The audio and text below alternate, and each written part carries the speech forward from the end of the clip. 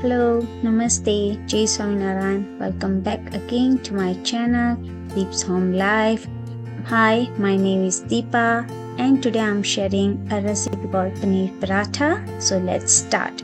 For that, you will need a 1 cup grated paneer, half cup chopped bell pepper, salt to taste, 1 teaspoon black pepper powder, 1 tablespoon red chili flakes, 1 teaspoon oregano.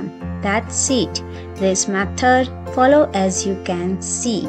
Hope you like it and don't forget to subscribe my channel. If you like to read detailed recipe, you can always go into my website, the link in the description. Enjoy! Bye! Annyeong!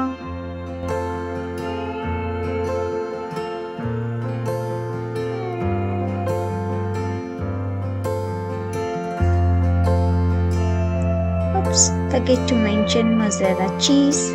Sorry.